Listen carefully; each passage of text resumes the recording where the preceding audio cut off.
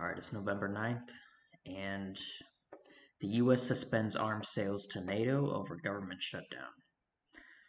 So, why is that a big deal? Because a lot of these arms sales were going directly to NATO and Ukraine. Now, remember, Ukraine is being dismantled right now. They lost that big city of Pokrovsk, however you say it, and which was basically the last fortified city in Ukraine militarily.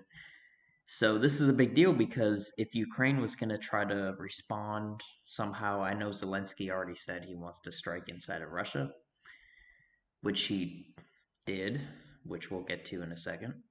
Um, but this is a big deal because this might limit their ability to strike Russia even more so because they did strike Russia, but it wasn't really as big as we were expecting.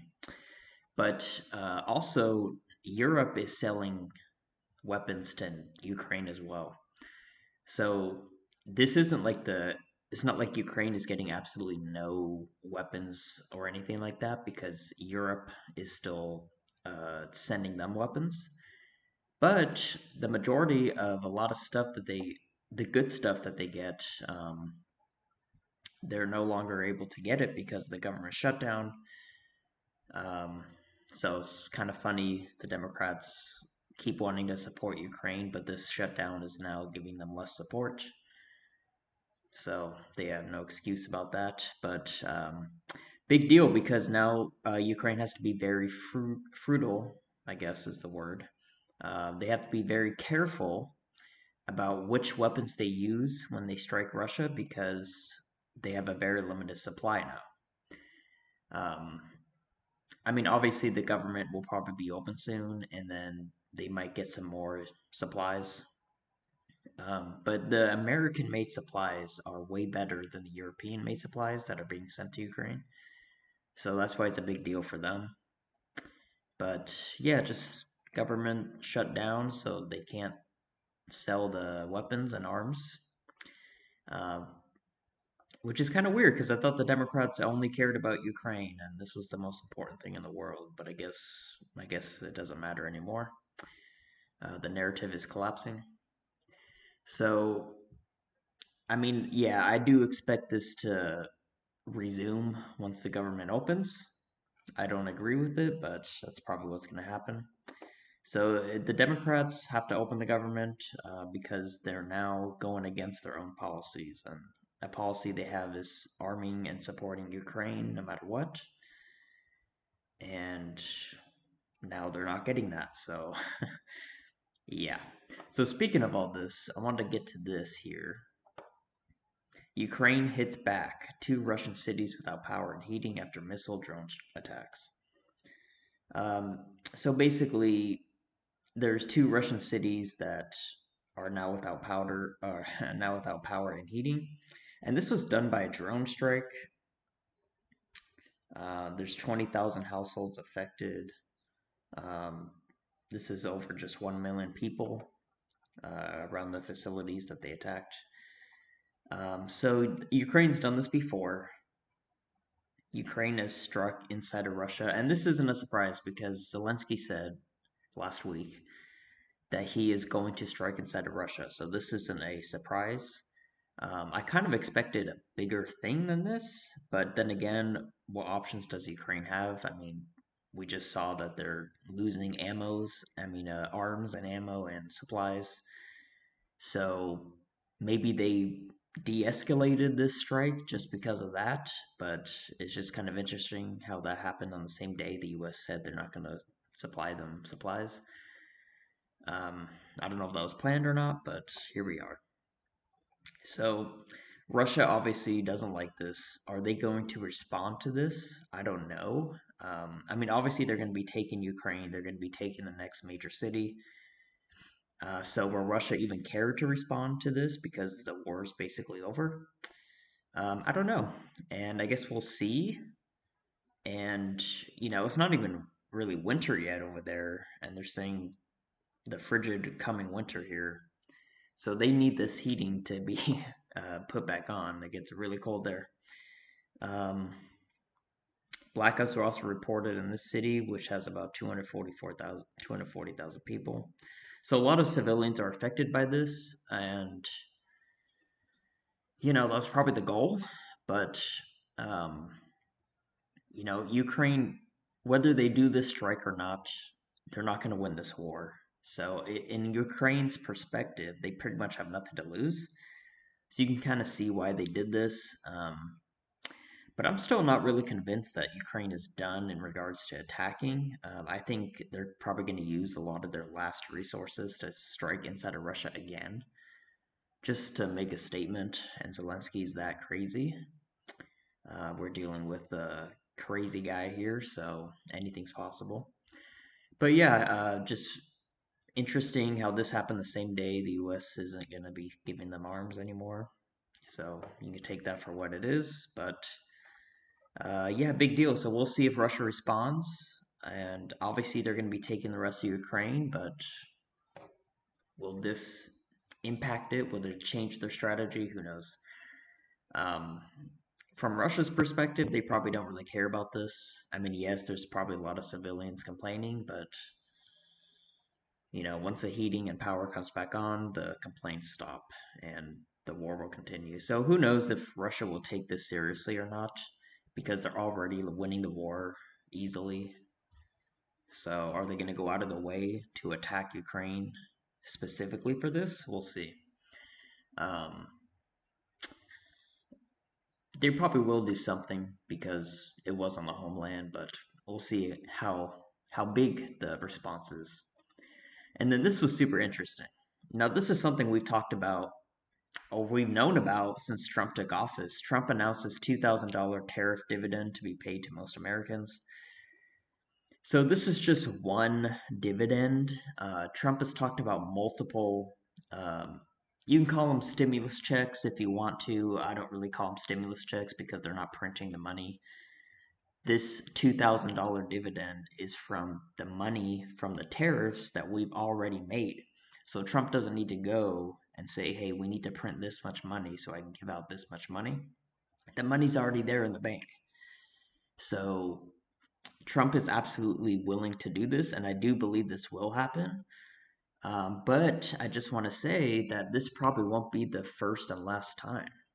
Trump has talked about this, doing this multiple times, like maybe even quarterly, because, okay, so we have enough for a $2,000 tariff dividend right now, but the tariffs haven't even really kicked in yet. Next year, quarter one, quarter two is when the economy's really going to kick up, which means Trump can do this every couple months if he really wanted to because of how much money they're making on tariffs, and it's going to be a consistent number because we have these trade deals with these countries that rely on us. So it's pretty much a win-win situation for everyone, especially American citizens. So this $2,000 tariff thing, it's great, but I don't think this will be the first and only one. I think starting next year, Trump will do this maybe once or twice, maybe even three times next year, just because of how much money he's making.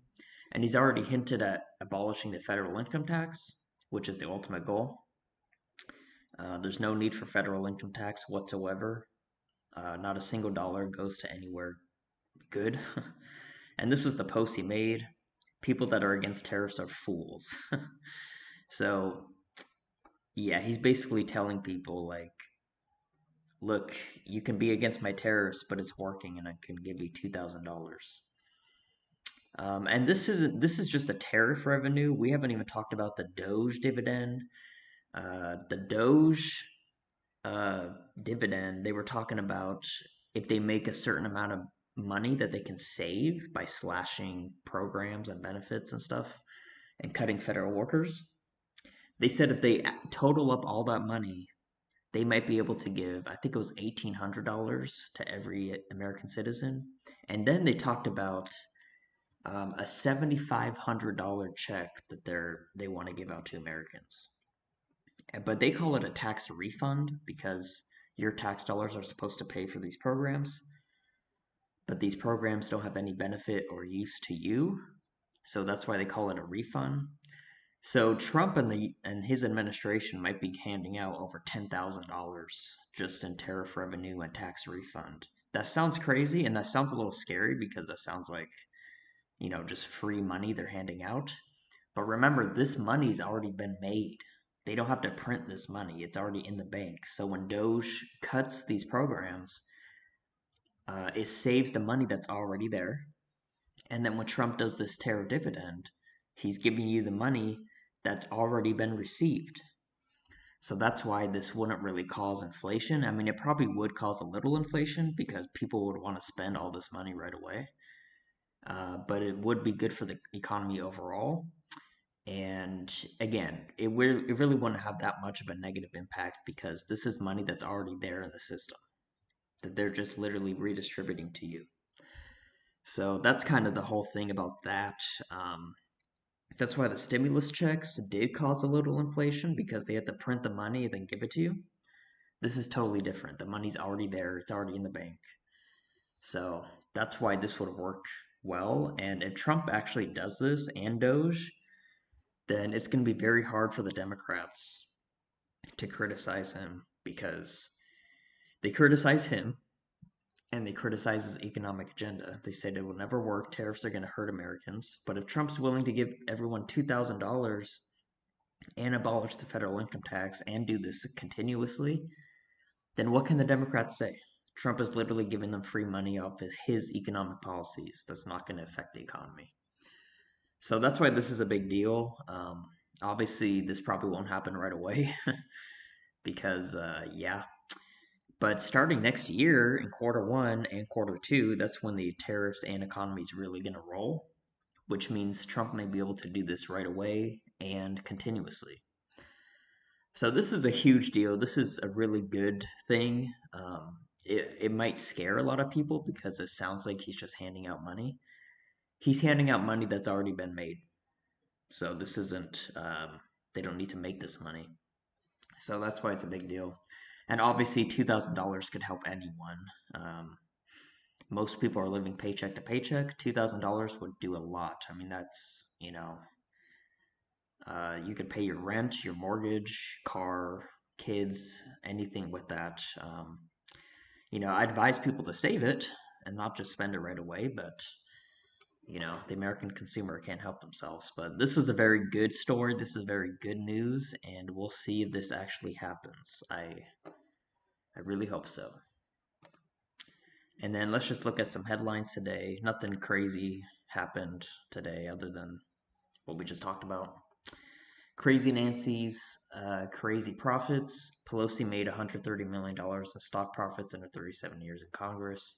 Yeah, she's apparently the greatest stock manager of all time.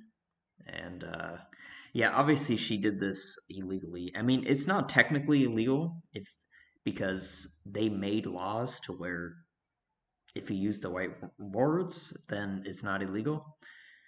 But everyone knows this is immoral and this shouldn't be happening. And everyone knows everyone in Congress is doing this. So I don't know how to fix this situation when everyone's complicit in it, but Nancy Pelosi will be remembered for this, not for anything that she's done. ICE has received more than 200,000 job applications. Yeah, that's a lot. That's actually more than expected, I would say. Trump said he's going to hire 10,000 more, but they might actually hire more if they can find the funding. Um, because obviously we need something around this type of number because there's 40, 50 million illegals. You can't just rely on a group of 10,000 people to do that in a 4 year period. Yeah. Omar Fateh loses Minneapolis mayor's race due to Somali clan feud. So I thought this was a joke, but it turns out to be true. So I guess in Somalia, they have different clans and different tribes. And Omar Fateh was part of a specific tribe that is specifically against a lot of the Somalis that are in Minnesota. So Minnesota has a lot of Somalis, but they're part of a specific tribe that hates the tribe that he's from. Otherwise, he probably would have won. Isn't that crazy? So, yeah, so these people that are coming to this country illegally, a lot of them are not assimilating. They're bringing their tribal warfare here. Um, Yeah, so that's kind of the main reason that immigration is a problem. If these people assimilated, it wouldn't be a problem as much because they would also be legal. FBI breaks up ISIS-linked network stretching from Michigan to New Jersey. Yeah, the FBI has foiled a few ISIS plots recently, so that's a little concerning. Just recently, including here in the U.S. Let's see what else. 2,500 weekend flights canceled as government funding impasse persists. Yeah, like we said, it's probably going to be 20% of flights next week. That's a lot. And it's only going to continue the longer the government is shut down. So Democrats have to do something. Judges halt FBI search of activist phone and Stephen Miller threat investigation. Yeah, this is why these people have to go to these military bases. They're literally being hunted down. Um, and of course, the judges aren't going to protect them. Schumer sneaks midterm election trap with new proposal. Yeah, they keep trying to add stuff. The Republicans are surprisingly holding the line and saying no. California governor poll finds Dem Katie Porter failing behind GOP opponent. Yeah, the Democrats have a real problem with people that are running for their party, other than maybe Mamdani, because everyone on their side loves him. But the Democrats do not have a lot of good people running. I mean, Katie Porter has already tarnished her reputation and her legacy. I don't think, but it's California, so she's probably still going to win. So that's kind of the thing. What the Democratic Socialists are demanding from Mamdani.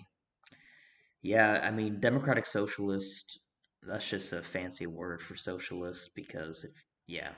But again, Mamdani's going to do a lot of what the DNC tells him to do and what Soros tells him to do. So he might not be able to even do his agenda.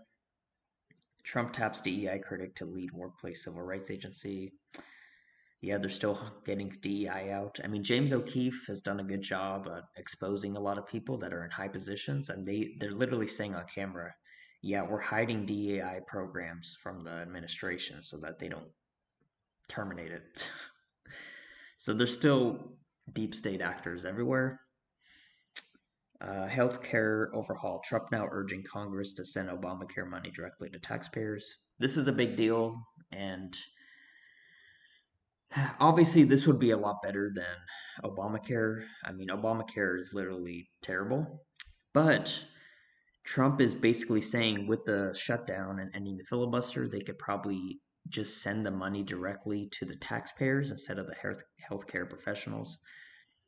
Now, that is obviously a risk because a lot of these people wouldn't use this money for healthcare, and then once they have healthcare, they won't be able to afford it. But that's kind of on them. Like, I think we should do this because it'll teach people how to save their money for health crises. Kind of like the SNAP benefits. Like, we need to cut the SNAP off just to awake people and cut out the fraud. Because there's a lot of fraud in Obamacare, in case you didn't notice. Okay, let's see what else. Every ICE target is a potential Oscar winner. That's pretty funny. Thousands of ballots discovered in Maricopa County days after election. Yeah, Arizona is something that we have to look at because they have been rigging Arizona for the past few elections. And I'm not just talking about the presidential elections. A lot of the Senate and governor races have been clearly fraud. So I'm kind of worried about 2028 because the Democrats might try to steal Arizona because they've been so successful at it. Um, so there's just something to keep an eye on there. Maricopa County is obviously they can't get anything correct. Let's see. School cannot force students to use trans pronouns. Wow, what a time to be alive. UK reopens 1,000 grooming gang cases after review exposes public policy police failures. So this is a true story. So there's 1,000 grooming gangs, and now they're going to get reopened because there's backlash. I think we all know what's going to happen because of that. Pam Bondi rips Obama judge. Yeah, we saw that the other day. Um, Connecticut man sentenced for defrauding Medicaid of over $1.8 million. See, this is what I'm talking about. There's so much fraud in the healthcare systems, not just Obamacare specifically, but just in Medicare, Medicaid, and the whole healthcare system is completely fraudulent. So I think we should urge Congress to send the Obamacare money directly to taxpayers that Trump just talked about, um, because I think that's safer than just giving it to this healthcare industry because they clearly can't not be corrupt. Trump admin opens Gulf of America to oil and gas drilling, eyes Alaska next. Yeah, drill, baby, drill. This is something Trump campaigned on. Um, I expect the Gulf of America to have a lot of drilling and Alaska because they were talking about this a long time ago as well. U.S. Steel, Nippon Steel announced $11 billion investment over 3 years. This has to do with the steel agreements that Trump made with Japan. He was able to bring it back to the U.S. Japan is still a major partner in this, but they're also investing in American steel. So I think it's over $17 trillion that Trump has brought in investments over the next 3 to 4 years. Biden didn't even get 1 trillion in 4 years. So just think about that. Um, Trump's no tax on tips could be end of large group service fees on restaurant bills. Yeah, we'll see. I mean, I'm sure the restaurants will have their own say on stuff like that because a lot of restaurants are private, but we'll see. Economist warns U.S. must build millions of homes to end affordability crunch. So Trump posted something about this recently, I think yesterday. He was talking about a 50-year mortgage. Now, I got to be honest, I don't like that, and I would never recommend anyone to take a 50-year mortgage, let alone a 30-year mortgage, because that's just basically debt slavery for the rest of your life. However, I am kind of in support of that because it would open the door to a lot of young people because affordability is the number one crisis with young people. Young people don't really care as much as immigration and all these other policies, it's affordability. So if you had a 50-year mortgage, that a lot of people would be able to own a house. A lot of people would be able to buy property. Now, they would be in debt and enslaved to the banks for their whole lives because even if you're 30 years old and buy a 50-year mortgage, you're going to be paying that off in your 80s. Um, but if you're smart and you really put your foot down and you know that this is the house I want to live in, then it's a great idea because it would cut the monthly mortgage costs dramatically. It would drop it so much that people would be able to buy houses. Obviously, they still have to deal with the other fees and the down payments and their credit. But a 50-year mortgage would absolutely um, open the door to a lot of young people being able to afford housing, and not even just housing, but property. Um, and that would ignite the American dream because owning your own house, having your own family, even if you're not owning it, if you're on a mortgage, like it's still part of the American dream to own a house. So, so that's kind of like if they want to build a million homes, like that's great and everything, but nobody can afford any of these homes. So you have to make the affordability cheaper in order for um, the retail market to really kind of roll. Because you can build a million homes all day, but young people don't have $500,000, so nobody's going to buy these homes. And then the people that build the homes are going to lose money because nobody bought them. So this is just basic stuff, but like um, people are freaking out about the 50-year mortgage. But if you really think about the time we're in right now, it would be kind of good. Now, obviously, a lot of people would do that and get a 50-year mortgage, and it would ruin their lives because they're stupid and they don't know how money works. But that's kind of just how life works. So I kind of in favor of the 50-year mortgage. I would never sign up for a 50-year mortgage or encourage anyone to unless you're for sure this is the house I want to live in forever. But it would obviously open the door to more home affordability and home ownership, which is the biggest crisis among young people. So that was kind of a long rant, but it's just kind of exciting to see that affordability might be happening in my lifetime. Um, But we'll see. We'll see what happens there. And that's kind of all that's happened today. Um, Escalation in Ukraine, Russia, but we're kind of in a weird spot because the US isn't going to be selling any arms anymore. So will Russia still continue the attacks? We all know Russia's going to continue taking Ukraine. And then the Trump stimulus checks, like we were talking about, you could be getting free $2,000 pretty soon. Um, and just remember, if you get this $2,000 check, remember all the experts on TV that told you tariffs didn't work.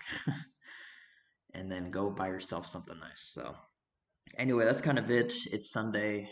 Nothing really happens on Sundays in politics, so which is good, I guess. I mean, we had a great story with the Trump dividend check. I mean, so this was a good video, but if anything crazy happens, I'll let you guys know. Till then, see you later.